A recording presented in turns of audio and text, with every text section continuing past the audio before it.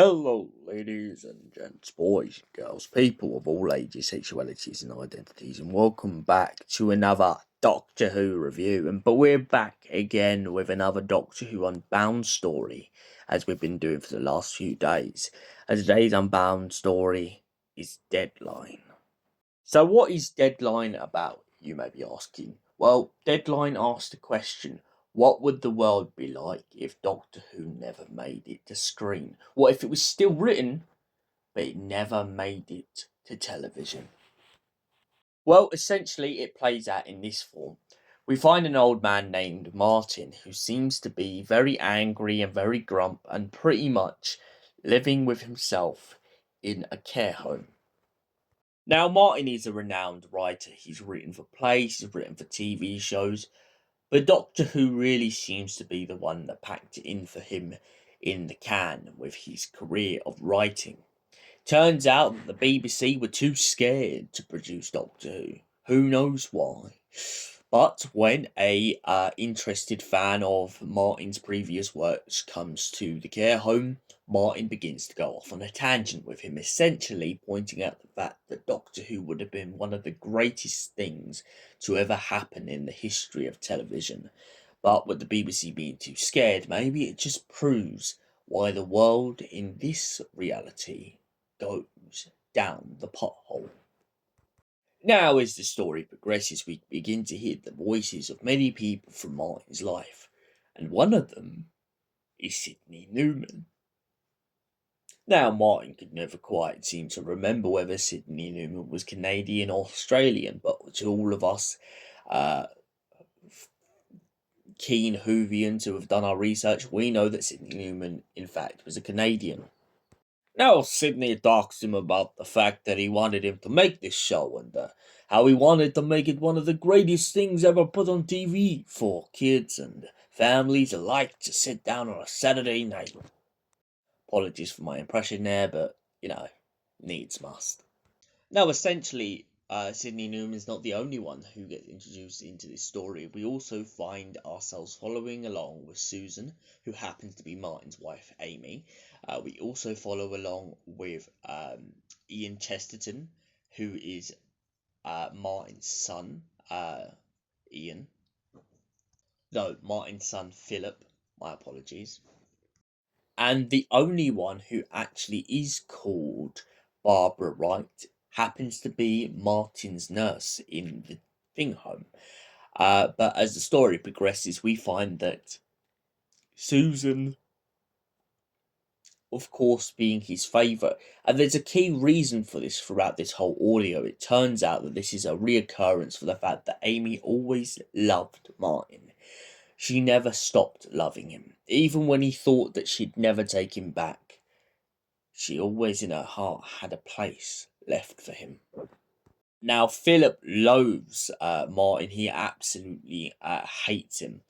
He can't stand his father and wants to be nothing like him.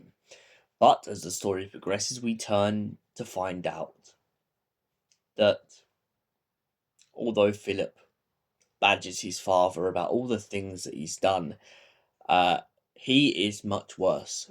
One, he's a guinea pig killer. R.I.P. guinea pigs.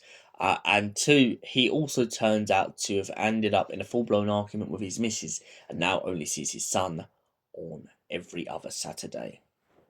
After admitting about the guinea pigs, rest in peace guinea pigs, Martin forgives him, like every good father should. He doesn't believe it was right, but he forgives him nonetheless. However, Baber Wright becomes a little bit too friendly with Martin, and towards the end of the story, he gets his wires crossed when he believes that, of course, there's more going on than there really is.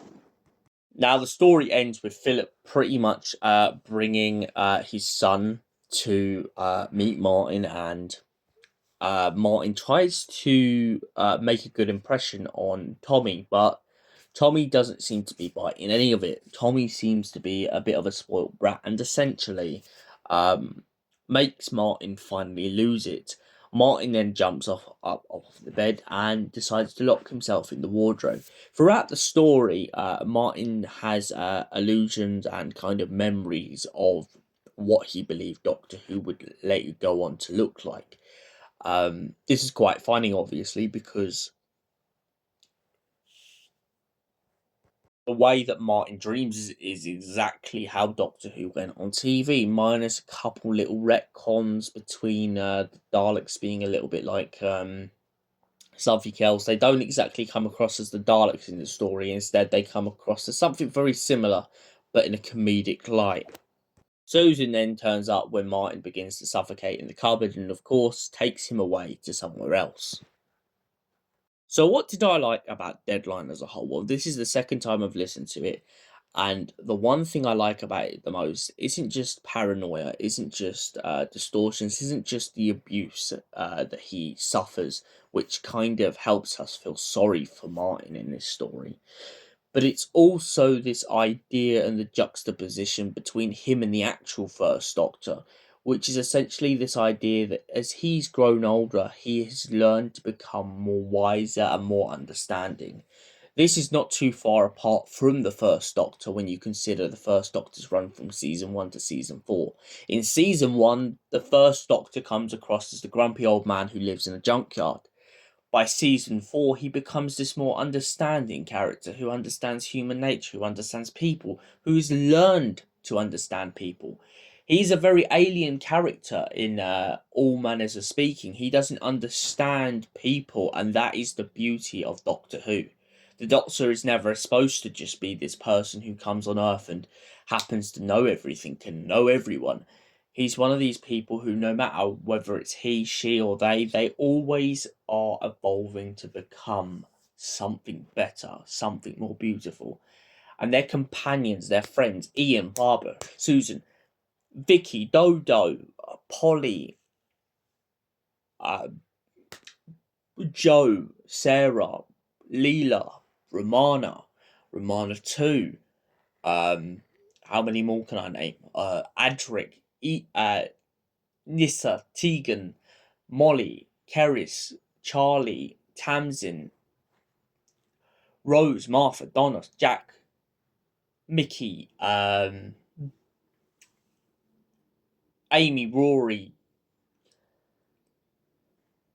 Why did I stop there? Amy, Rory, Clara, Bill, not to forget, Yaz, Ryan, Graham, Dan. Who else can I name? Frobisher, great guy. Who else? Oh, Jamie McCrimmon. Who else can I name? I'm just gonna keep naming because why not? We're on a thing spree here. Yeah, it's right. Dan, where do you get to? Millie and Belinda Chandra. Now that's most probably only a few.